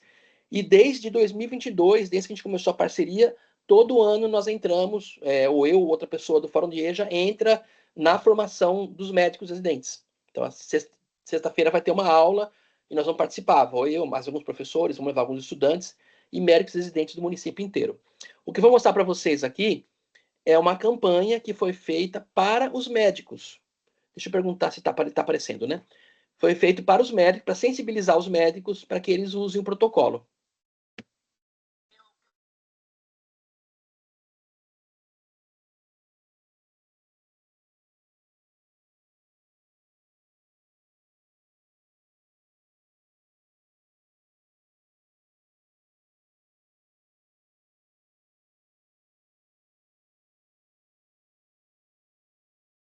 Aí eu comecei, graças à doutora Maiara, né, fazer uma consulta que não estava legal, muito depressiva, chorando muito.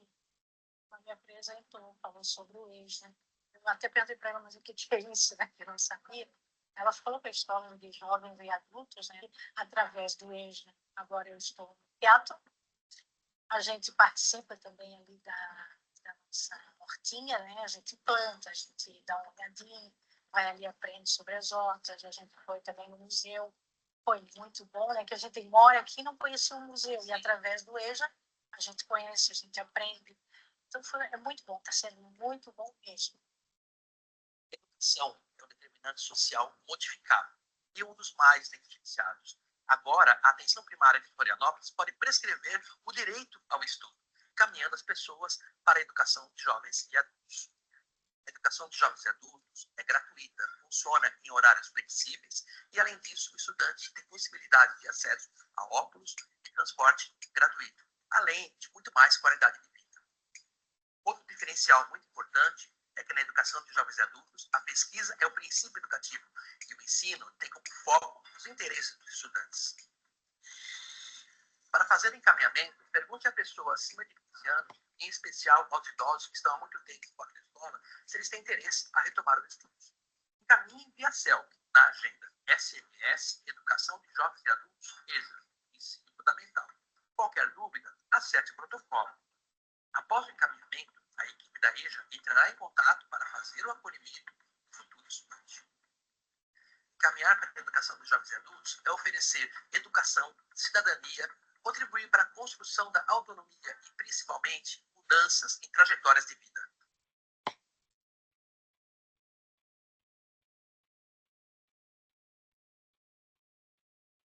Gente, vocês estão aí?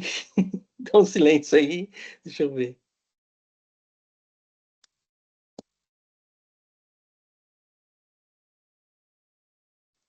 Sim, eu tô aqui. Eu falei, ai, será que perderam tudo? Travou isso bem na hora. Então, daí, gente, eu quero meio que assim, que encaminhando para deixar espaço para a gente debater, é que assim, a legislação está aí. A gente não precisaria mais nem das diretrizes operacionais. Assim, elas vêm hoje, é muito importante que tenha vindo, mas vem para reforçar o que já está normatizado. Né? Então, assim, essa ação intersetorial, mudar a forma de organização do currículo, mudança de horário.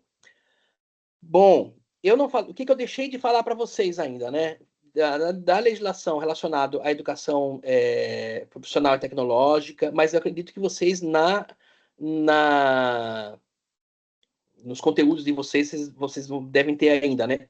De todo modo, a gente tem ali Bom, a gente tem ainda as resoluções específicas do PROEJA, a gente tem o Plano Nacional de Educação, né? Mas, então, tentei focar principalmente nessa perspectiva do que é a EJA, né? E como que ela pode ser organizada e pensar a necessidade de políticas intersetoriais para dar conta disso. Então, hoje, a EJA funciona normalmente no município, tem uma coordenação, uma secretaria, dentro da secretaria, mas a pessoa deixa de estudar porque não tem óculos, a pessoa deixa de estudar porque não tem ônibus, ela deixa de estudar porque é perigoso sair à noite da aula. Então, se a EJA não for pensada em modo intersetorial, e não funciona, a gente não avança. E por onde começar? Conselhos municipais de educação, o sindicato, né? O sindicato, a gente tem que ter esse trabalho de articular os professores de EJA para trazer essa concepção de EJA e reivindicar junto às secretarias municipais de educação, né?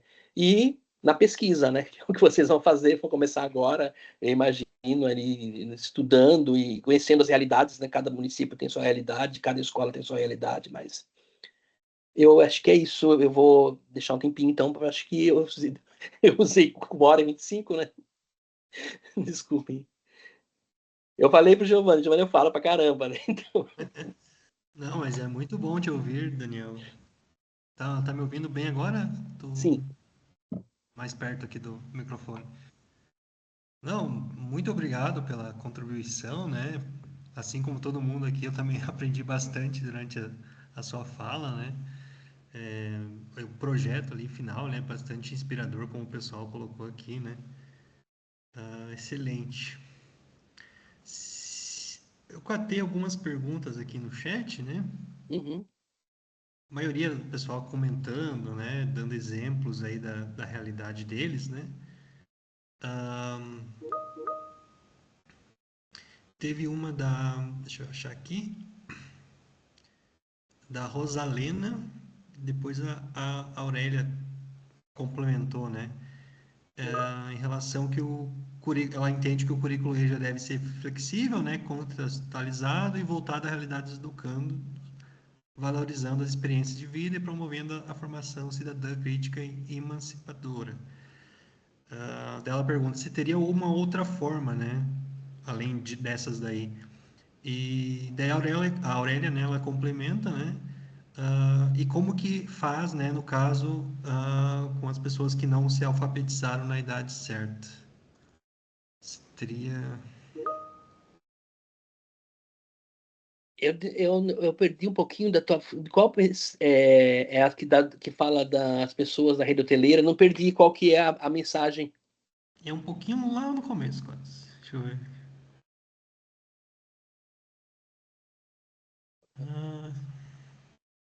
Agora eu perdi aqui.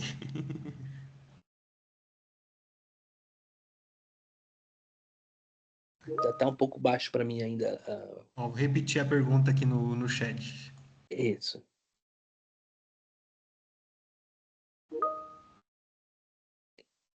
Então, enquanto você está procurando ali, eu vou voltar, estou voltando aqui no chat no começo. Eu acho que assim, as perguntas elas vinham muito assim, o que fazer, né? Então, assim, pegar a lei e ver nos interstícios o que pode ser feito, né? Esse que é feito pode ser feito no nível da escola, no município, é o PPP, é a resolução do conselho, em termos de movimento social, trazer movimentos, né? Então, assim, se eu estou numa escola, numa comunidade em que eu tenho a comunidade pesqueira, eu tenho que trazer a associação dos pescadores, trazer sindicatos, e junto com eles, isso a gente não perde a especificidade do nosso trabalho, mas discutir a realidade daquelas pessoas, né? Você achou a pergunta? Sim, colei ali no Isso. chat.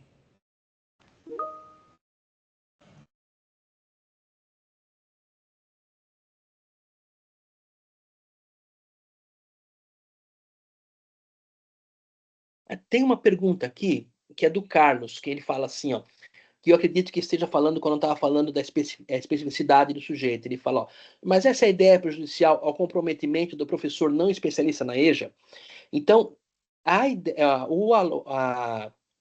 resolução, ela vai falar, as diretrizes operacionais, ela vai dizer, olha, eu tenho que ter todas as áreas. As áreas do conhecimento que estão na educação básica, elas têm que estar na EJA. A gente não perde.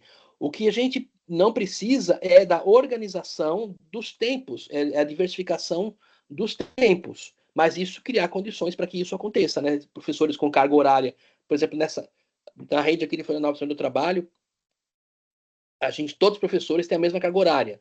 Então, não tem mais matemática, mais geografia, todos têm a mesma carga.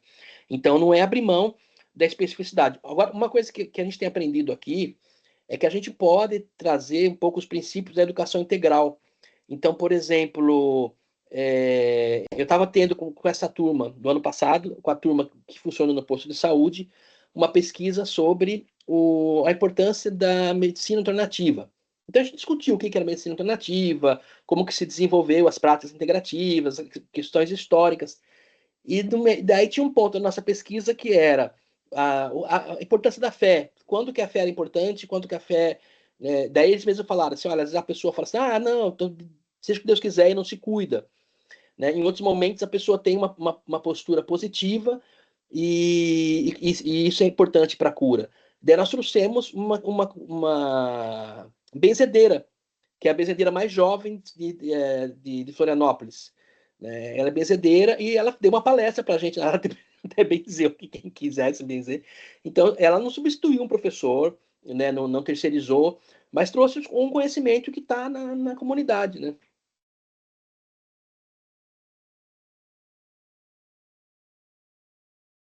Você achou aí, Giovanni? Pergunta? Quer ler?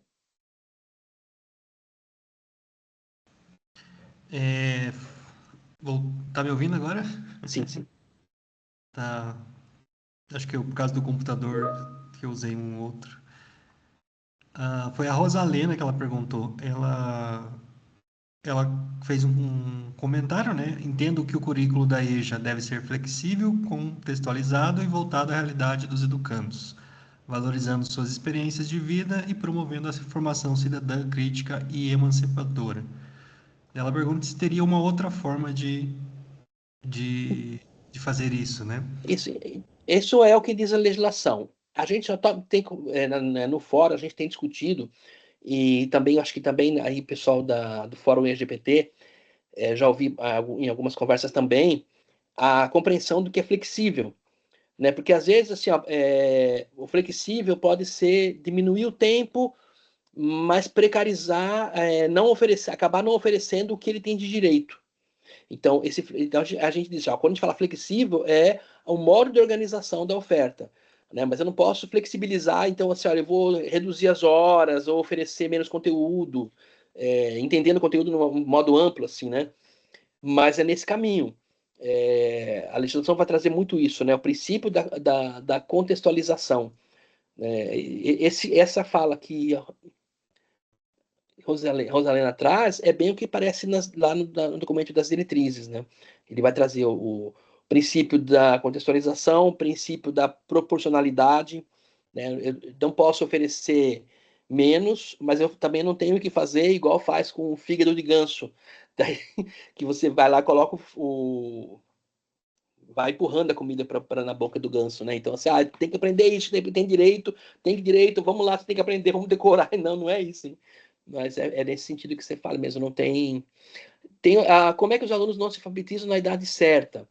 Bom, daí uma coisa que a gente tem discutido na EJA, assim, é que as pessoas aprendem em tempos diferentes, as pessoas têm histórias diferentes, têm repertórios diferentes e também, às vezes, dificuldades também que são específicas, né? Então, uma coisa que tem se discutido na EJA, assim, tinha um programa que a gente tinha aqui em Florianópolis, né, quando eu estava na coordenação, que a gente chamava de A Hora e Agora. A hora de aprender é a hora que você pode, a hora que você fala assim, agora eu consigo. Agora. Ou como diz as senhoras do primeiro segmento, agora que o outro morreu, eu vou voltar a estudar. Agora que os filhos casaram, eu vou voltar a estudar. E daí assim, e também em grande medida, os que não se alfabetizaram porque também estiveram fora da escola, né? Trabalhos, tem aí um machismo, né, da nossa sociedade, né? Que quem vai cuidar da família, quem cuida dos irmãos mais velhos, mas antigamente acontecia muito isso, né? Ó, pensar o currículo da EJA sem diálogo com o mundo do trabalho é engenhosidade. Sim, não tem como, né, Kênia? Tem que... É a vida das pessoas. Isso, é uma questão política de cada lugar, né? E daí pensar assim, pensar no mundo do trabalho, eu vou pensar como que é a vida em São Paulo, como é que é a vida como é que o trabalho perpassa a vida dos trabalhadores do campo, dos trabalhadores das florestas, né? Aqui a Priscila traz, né? O público da EJA tem histórias de vida diferentes, desafios do dia a dia, trabalho, família, cansaço, dificuldades até mesmo acumuladas em um processo educacional interrompido. Por isso, não adianta aplicar um currículo engessado. O conteúdo que o professor traz precisa estar alinhado aos problemas. E daí, assim, a vida deles é conteúdo. Né? Acho que isso é... As políticas públicas só fazem diferença quando conversa com a realidade. E daí a gente também tem que ocupar o espaço que a lei possibilita, né? Ocupar que a...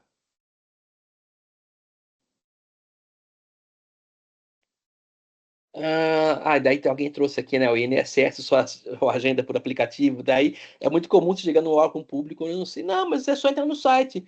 Tá, mas como é que tu entra? Assim, eu vou dizer uma coisa, eu já fiz um FIC que era de Libras. Assim, eu penei naquele site ali, entrar no Siga, enfim. Aqui tá o pessoal contando, né, das mensagens dos professores. Isso, a necessidade de políticas de financiamento mais robustas e eficazes. Essa questão do financiamento tem uma coisa interessante, assim, ó, uma coisa que eu tenho discutido, que é assim, ó, a necessidade de defender nos municípios a criação de leis específicas que implementem, que definam a política municipal de educação de jovens e adultos. E daí, para que a gente pegue o que estão nas resoluções, o que aparece, tem muita coisa que está na prática da vida, né? E isso se torne política pública, né? De uma de uma forma de garantir, né? Porque o que é resolução, diretriz, ele é Conselho Nacional, Conselho Municipal, isso pode se perder, né? Então, e daí assim, ó, o dinheiro seja carimbado. A gente sabe que a EJA, às vezes a rede recebe o dinheiro que vem pelo número de alunos da EJA, mas é comprado. Eu falo, tem uma escola aqui que comprou uma lousa digital, tinha uma outra que tinha uma sala de espelhos. E para usar, professor, mas a sala de espelhos não. Aqueles alunos lá, já conheço eles. Saíram tudo daqui do dia, vão para lá, eles vão bancar o terror, vão acabar com aquela sala. E não deixavam usar. Então, biblioteca, né? Isso, os alunos são muito gratos, né? Essa questão da xenofobia, racismo, então são conteúdos que nascem, que emergem da experiência de vida deles. Governança pública, fiscalização, aí daí assim, a ideia de ter, por exemplo, aqui em Florianópolis nós tínhamos uma época que a EJA, no censo escolar, eles eram recenseados, né, dentro do código da escola, era a turma de EJA dentro da escola. E daí a gente descobriu que tinha um código da EJA no INEP, da coordenação. Então nós conversamos, todos os alunos da EJA, eles estão em todas as escolas da cidade, espalhados pela cidade, mas eles estão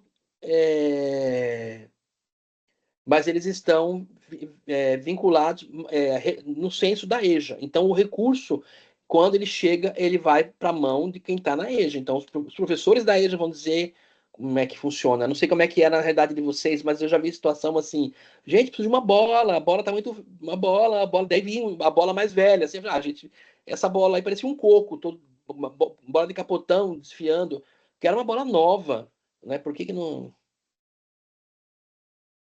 Isso, a questão Isso, quando os alunos, essa questão da gratidão, né? Assim, é muito interessante também, porque também a gente acaba construindo o pertencimento, né? Pertencimento, que isso é muito positivo para eles, né? Isso, novos horizontes, né? Essa ideia da EJA quanto um espaço que vai levar as pessoas, né? Porque muitas voltam a estudar e contam assim, olha, eu estava assim, o marido morreu, ou eu fiquei doente, eu fiquei agora na perícia. Sempre tem assim uma coisa, assim, uma vontade de estar em outro lugar e a EJA pode ser um espaço que ajuda as pessoas a reformularem, né, essas trajetórias de vida, né? Isso, essa questão assim, hoje a gente tem, por exemplo, a gente poderia ter a gente poderia existir uma lei que definisse o seguinte, que toda escola deve recensear a demanda para a educação dos jovens e adultos da sua comunidade educativa. Coisa mais simples que tem. O pai vai fazer matrícula, tem ensino fundamental? Não tem. Parou em que série? Tem vontade quer voltar a estudar? Pronto.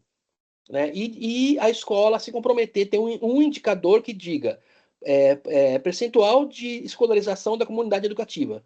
Então, falam de DEB, né, falam das notas, mas dá para pensar em uma escola que não se preocupa com a escolarização dos pais da comunidade educativa, com os adultos, né? É uma escola de qualidade? Então, trazer. E uma outra coisa, assim, dentro das coisas que são possíveis serem feitas, que se não sair nacionalmente, também pode acontecer nos municípios, é definir, quem participa de conselhos, criar políticas de indicadores de qualidade na educação de jovens e adultos. O que é ter qualidade na educação? A gente não tem, a gente tem parâmetros de qualidade para a educação infantil, a gente não tem para a EJA. Isso tem que ter livros que sejam adequados, mobiliário, né? As senhoras, senhores sentam cadeirinha pequenininha, a mesa baixa, a alimentação. Isso, experiências ali, enfim, vamos lá. Deixa eu mais para baixo, eu não vou conseguir responder todas, gente. Olha aqui. Isso, então, essa questão da educação especial, né? Tem algumas categorias que são fundamentais, né? Trabalhar, por exemplo, o capacitismo, né? Olhar para o sujeito, né? Tem um documentário que é o capítulo de essa turma que eu trabalhei, né? Que eu coordenei ali que ficava em frente ao posto de saúde. Nós participamos de um episódio de uma série que se chama Volta à Escola, Voltar a Estudar. E cada episódio é uma EJA do Brasil. E Ele foi lá conversar com a gente, eles queriam achar uma escola, queriam achar recreio, queriam achar... Não tem nada disso. A gente come aqui é sala dos professores, é dentro da associação. E daí eu conto minha história e contamos a história dos alunos também, o nosso projeto pedagógico ali, como é que funciona. E uma coisa que a gente percebeu, assim, a necessidade de pensar sobre o capacitismo interseccional, né? Como se acumulam as violências que as pessoas que são que têm deficiência sofrem, né? É porque é cadeirante, mas é também porque é gay, ou porque é negro, porque mora no bairro X, né? Porque é pobre.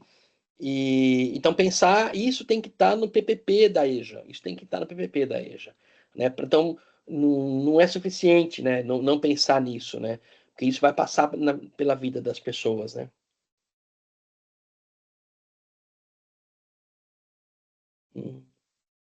Aqui, né? Alguém, a Quitéria está contando, né? Onde ela leciona, pessoas que trabalham na rede hoteleira caem em escaladas noturnas. E daí, assim, ó, gente prostituta. Quantas prostitutas tem? A gente poderia, todo município poderia ter uma turma de EJA durante o dia, dentro dos espaços de prostituição, porque elas estão durante o dia que elas podem, né? Não à noite. Eu estou vendo se o Giovanni não mandou mensagem para mim aqui, porque eu estou falando aí. Bom, gente, deixa eu ver aqui, a gente tem alguma outra questão? Como é que está nosso tempo ali? Vou abrir aqui a... Pelo que eu percebi, acho que não tem mais nenhuma questão. Se algum aluno quiser perguntar agora, né? Abrir o microfone. Vamos deixar mais uns 5 minutinhos, pode ser? Uhum.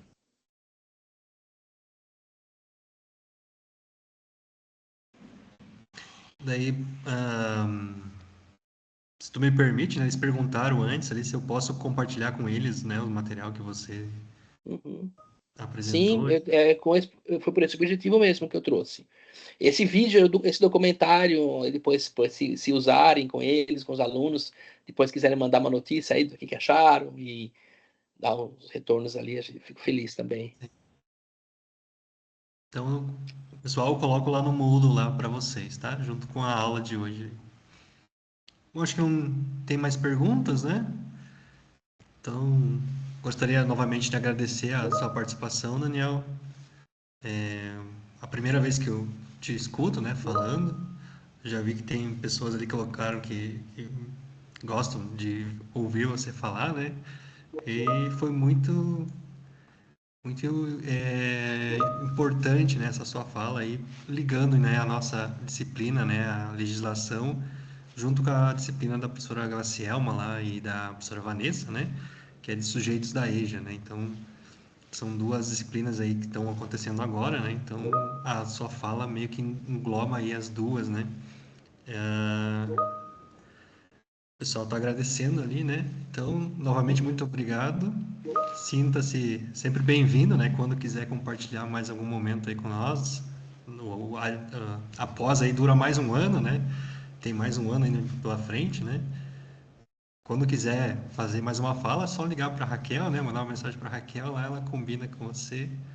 E é isso. Quiser fazer uma fala de Isso, eu encerramento? quero agradecer ali inicialmente pela Raquel, né, que fez o contato e pelo convite, e Giovanni também, que eu também tinha umas dúvidas, né? E eu coloquei ali, entre os documentos, tá, tem também um artigo que conta essa experiência da ação intersetorial na EJA, e também o que precisarem, e estou à disposição para conversar com vocês, assim, é sempre um prazer, eu gosto muito de conversar com os professores e trocar ideias, ainda mais assim que é um curso que tem Brasil, né, gente, nossa, coisa muito boa, e aproveito, já que eu estou aqui, eu não vendo livros, mas eu posso ser orientador, eu posso participar de bancas, né, eu preciso engordar meu látis, e a gente aprende muito, né, cada orientação, assim, é uma realidade, então já me colocando à disposição, né, se em algum momento precisar e for no meu campo assim, estou à disposição para contribuir. Bom, parabéns Se, pelo al- trabalho de vocês. se alguém me convidar para ser orientador, daí eu vou atrás de você para ser o correntador, né? Isso, E isso. para ser banca também. O que tem eu participo, tem algumas redes que são diferentes, né? Tem rede que faz chamada por fora, tem rede, né? Então eu já participei Sim. não sei se da UDESC, foi da UDESC, já como co-orientador, e agora estou numa também que é da Federal do Fluminense. Lá eles têm um banco de orientadores que são de fora, não são professores deles, né? Mas é isso, com o orientador, parceiro, banca, estou à disposição aí para crescer junto com vocês aí, aprender com vocês. Tenho certeza que vocês vão me ensinar muita coisa aí. Bom, parabéns pelo dia do professor, pelo trabalho de vocês aí e revê-los também. Então tá, muito obrigado, Daniel. Um abraço, tchau, tchau. Boa noite, pessoal. Bom, Um abraço, boa noite. Obrigado por essa excelente aula, viu, professor Diel? E Boa noite, professores. um abraço, colegas. Boa noite, pessoal. Valeu, professores. tchau, tchau. Boa noite. Tchau, tchau, gente. Encerrar a gravação.